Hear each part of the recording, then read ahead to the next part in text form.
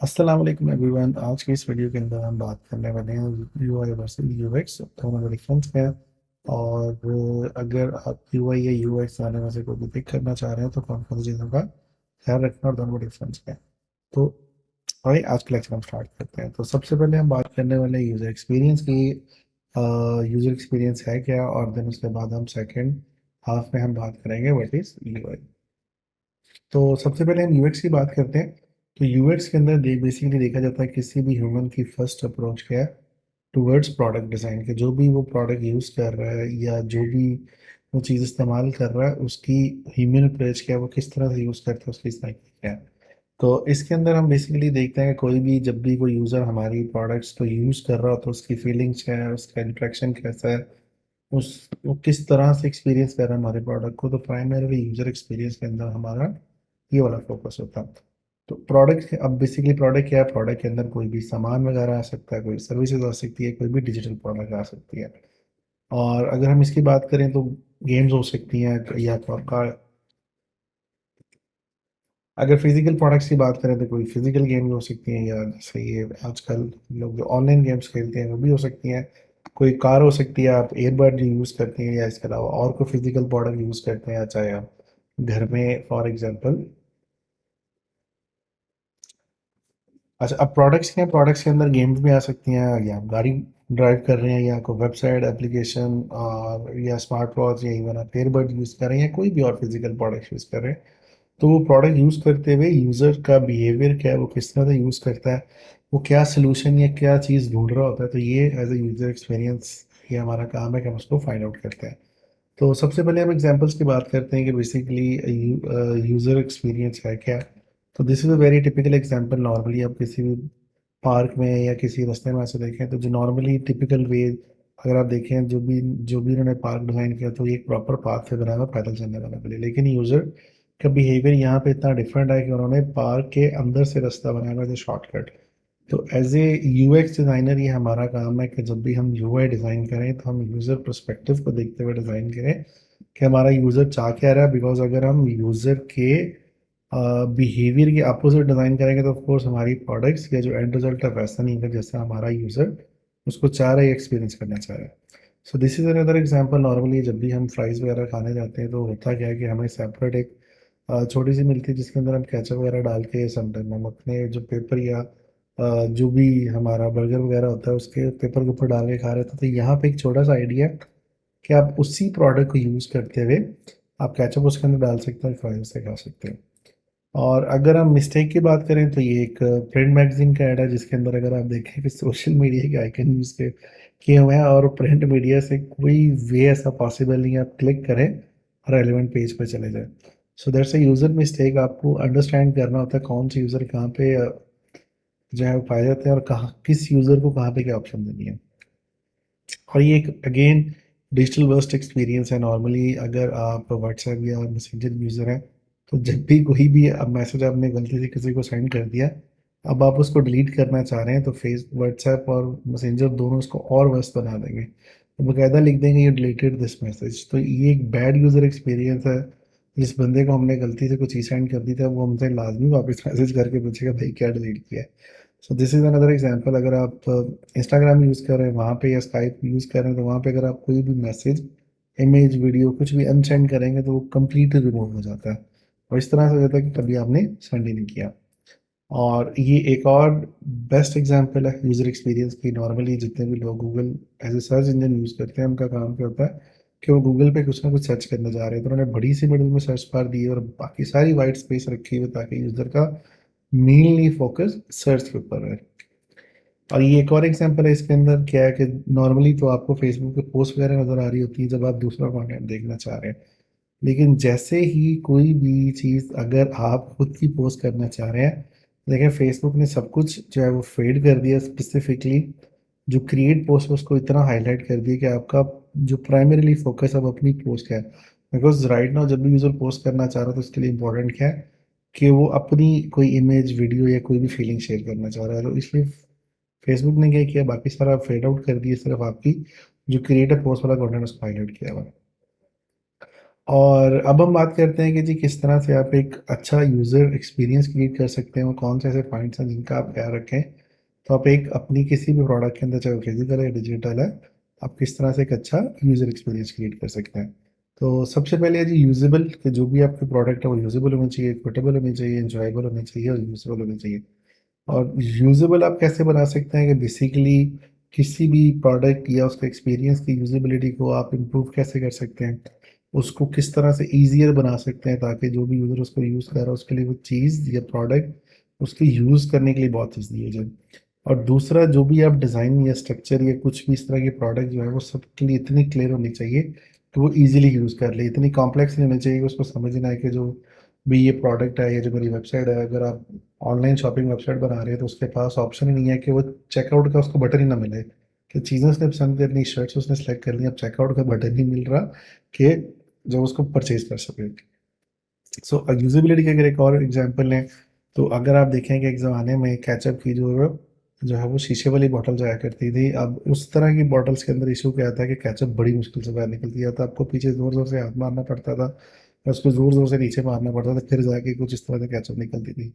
तो product designer या user experience का बिहेवियर को मद्देनज़र रखते हुए इस तरह की प्लास्टिक की बॉटल डिज़ाइन की गई, जिसको मिडिल में आप स्क्वीज़ करें तो आप ईज़िली केचप निकाल सकते हैं। अब सेकंड है जी इक्विटेबल। इक्विटेबल आप कैसे बना सकते हैं कि बेसिकली जो भी आप डिज़ाइन कर रहे हैं वो आपको यूज़फुल होना चाहिए, ठीक है, और इजी टू मार्केट होना चाहिए। और उसके बाद जितनी भी डाइवर्स जो एबिलिटीज़ के लोग हैं, लाजमी नहीं कि बहुत कुछ समझदार बंदा हो तो ही आपके प्रोडक्ट यूज़ कर सके। कोई भी ऐसा बंदा जिसके पास लिटिल टेक्निकल नॉलेज या कुछ भी चीज़ हो, या किसी भी डिफरेंट एबिलिटी या बैकग्राउंड से, वो आपकी प्रोडक्ट को ईजिली यूज़ कर सके। सो नेक्स्ट इज इंजॉयबल, के किस तरह से आप अपने जो यूज़र एक्सपीरियंस है उसको इंजॉयबल बना सकते हैं ताकि यूज़र की पॉजिटिव वाइब क्रिएट हो, पॉजिटिव कनेक्शन बिल्ड हो जो भी आपकी प्रोडक्ट है और उसके दरमियान और यूज़र के दरमियान। उसकी एक बेस्ट एग्जांपल है जी कि जब भी आप कोई भी ऑनलाइन फूड वगैरह की वेबसाइट खोलते हैं, कोई शॉपिंग की वेबसाइट्स खोलते हैं, तो नॉर्मली क्या किया होता है, अगर आप जिस तरह ये एग्जांपल है फूड पांडा की, कि उन्होंने क्या किया हुआ है कि जितनी भी डिशेज़ हैं या टॉप ब्रांड हैं उनकी जो टॉप डील्स हैं वो उनकी मुझे यूज़ की हुई हैं। अब इस तरह से जब भी आप खाना ऑर्डर करेंगे तो इसका बेनिफिट क्या है कि आप जो है ना चीज़ों को देख के एंजॉय भी कर रहे हैं। और सिमिलरली अगर आपकी शॉपिंग की वेबसाइट, अगर आपने ड्रेसेस, कपड़े, शर्ट्स, टी शर्ट या कुछ इस तरह की चीज़ें यूज़ की हुई, तो यूज़र एक एंजॉय करता है यार, ये प्रोडक्ट मैं देख भी रहा हूँ तो मीन्स कि मुझे ये चीज़ मिलेगी, ठीक है। तो इस तरह से आपने अपना जो एक्सपीरियंस है वो एंजॉयबल भी करना है। नेक्स्ट, जो भी आपकी प्रोडक्ट है, जब भी आप यूज़र एक्सपीरियंस उसको यूज़फुल होना चाहिए। एज ए ह्यूमन हम लोग चाह रहे होते हैं कि जब भी कोई प्रोडक्ट हम यूज़ कर रहे हैं वो हमारे लिए यूज़फुल होनी चाहिए, और वो कोई ना कोई जो भी हमारी प्रॉब्लम है वो सॉल्व होनी चाहिए। उसकी एक एग्जांपल है, फॉर एग्जांपल अगर आप ट्रैवलर है और ये एक्सप्लोरर है, तो अगर आप किसी ऐसी जगह पे गए हैं जहाँ पे आप रास्ता भूल गए हैं, वापस आपने होटल जाना है, या किसी आपने लेट से पिकनिक पॉइंट पे पहुंचना है, या किसी आप लेट से मरी वगैरह या आप कश्मीर वगैरह सैर कर रहे हैं, तो आप स्पेसिफिक लोकेशन पे जाना है, तो अब आपने क्या किया कि जी मैप वाली एप्लीकेशन ओपन कर ली।